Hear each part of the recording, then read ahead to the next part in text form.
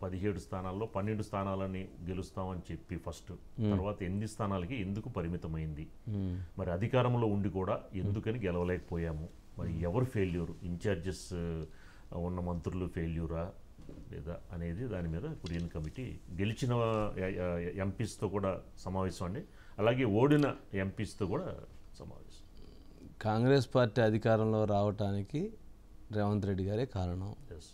మొన్న 8 స్థానాలకు పరిమితం కావటానికి రేవంత్ రెడ్డి గారే కారణం.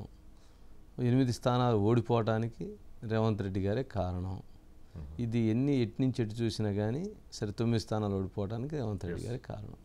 ఎట్నుంచి ఎటు చూసినా కానీ ఆయనదే పాత్ర. మిగిలినటువంటి వాళ్ళది మొత్తం కూడా పక్కన డొంబాబుస్ పాత్ర తప్ప ప్రధానమైనటువంటి పాత్ర కాదు. ఎందుకనంటే ఆయన లీడర్షిప్ మీదే ప్రజలు విశ్వసిస్తూ ఉన్నారు. ఆయన లీడర్షిప్ గురించే చర్చ జరుగుతూ ఉంది. ఆయన సమర్థవంతంగా ఉన్నారా, ఆయన దానికి సంబంధించి బలంగా ఉన్నారా అనేటువంటిది అది ప్రజలు డెసిషన్ చేస్తున్నారు అంతే తప్ప దీంట్లో ఇంకో రకమైనటువంటి అభిప్రాయం లేదు. సరే ఏదేమైనా కానీ రాజకీయాల్లో మనం గమనించాల్సినటువంటి అంశం ఏంటంటే కాంగ్రెస్ పార్టీ మీద ఇంకా ప్రజలు కొంచెం వ్యతిరేకత వచ్చింది, కన్ఫ్యూజన్ ఉంది.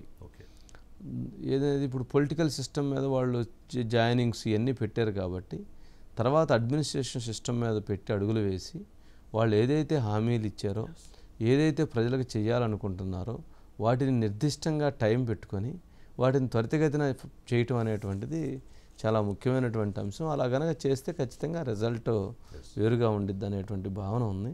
సుధాకర్ ఉన్నాడు. Sudhakar sir, good evening sir. సరే, గుడ్ ఈవినింగ్. ఏంటి కురియన్ కమిటీ ఫైనల్గా ఏం తేలిస్తే మాత్రం ఏం చేస్తారు? ఓకే, రేవంత్ రెడ్డి గారి వల్ల ఓడిపోయారు అని అనుకుందాం, ఏం చేస్తారు? కురియన్ కమిటీ 2వ రోజు కూడా తెలంగాణ రాష్ట్రంలో పర్యటించింది లేబ్బా, నువ్వు ఏం చేస్తారని అడుగుతున్నా. చేయడానికి ఏముంటుంది సార్, నివేదిక అధిష్టానానికి సమర్పిస్తుంది. అందులో ముఖ్యమంత్రి రేవంత్ రెడ్డి అంటే గిట్టని వారు ఇక్కడ ఉన్నారు కాబట్టి వారు రేవంత్ రెడ్డి వైఖరి కారణంగానే 8 స్థానాలకు పరిమితం కాదు. ఫైనల్గా ఏం చెబుతారంటే రిపోర్ట్ మనం చూడలేదు కదా, రిపోర్ట్లో చెప్పేది ఏంటంటే పార్టీలో ఉన్నటువంటి నేతల మధ్య కొంత సయోధ్య కుదరలేదు. ఆ సయోధ్య కుదరకపోవడంతో ఒకరికొకరు సహకరించుకోకపోవడంతో ఓటమి జరిగింది. Number 1 point. నెంబర్ 2 పాయింట్, సీట్ల ఎంపిక విషయంలో అక్కడ ఉన్నటువంటి పార్టీ కొంతమందిని సూచించింది, కానీ కేంద్ర అధినాయకత్వం వేరే వాళ్ళని సూచించింది. కాబట్టి కేంద్ర అధినాయకత్వం సూచించినటువంటి వాళ్ళు ఎక్కువ మంది ఓడిపోయారు, వాళ్ళు సూచించినటువంటి వాళ్ళు తక్కువ మంది ఓడిపోయారు. Number 2 point. నెంబర్ 3 పాయింట్, ఏదైతే పార్టీ ప్రభుత్వాన్ని రెండింటినీ ఒక వ్యక్తే నడుపుతున్నాడు రేవంత్ రెడ్డి గారు, అక్కడ పార్టీకి సంబంధించి ప్రభుత్వాన్ని నడపడం ఆయన మీద పెట్టి పార్టీకి ఇంకొక బలమైనటువంటి వ్యక్తిని పెట్టినట్టయితే కొంచెం వేగవంతంగా ఉండేటువంటి అవకాశం ఉండేది. Number 3 point. Number 4 point, Sunil Kanugolu ఇంకొంచెం స్ట్రాటజీ వర్కౌట్ చేసినట్లయితే ఇంకా బాగుండేది. అక్కడ కొంచెము ప్లానింగ్ కొంత వర్కౌట్ చేస్తే ఇంకొంచెం బాగుండేది అనేటువంటి 4 పాయింట్. 5th పాయింట్, ఎవరైతే సామాజిక వర్గ సమీకరణాల విషయంలో మనం కొంచెం లోతుగా అధ్యయనం చేసి ఉంటే బాగుండేదని 5th పాయింట్. ఇది కాంగ్రెస్ పార్టీ 70 సంవత్సరాల నుంచి ఇప్పటి వరకు రాసుకొచ్చేవన్నీ ఇంతే. ఏంటి ఈ కమిటీ రిపోర్ట్లు, ఏంది ఫ్లైట్ ఛార్జీలు దండగ తప్పితే చెడు రావటం, మళ్ళీ ఏడుది రావటం, దానికి కమిటీని పెట్టడం, ఇవన్నీ తెలవనయ్యా, ఏమన్నా దాగేయ్యా.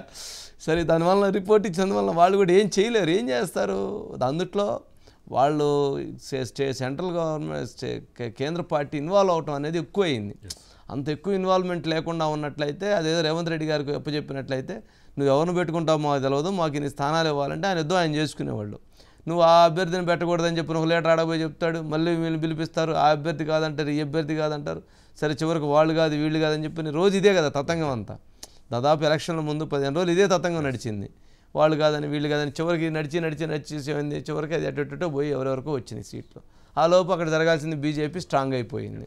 అదే కదా జరిగింది. దానికి పెద్ద లేఖ రాసేదే ఉంది, వాళ్ళు లేఖ రాసేది ఉంది. సుధాకర్కి ఇస్తే సుధాకర్ మొత్తం బ్రహ్మాండంగా రాసి పంపడు. దానికి కురియన్ కమిటీ ఎందుకు, సుధాకర్ కమిటీ వేస్తే దెబ్బకి తేల్చి వస్తారు.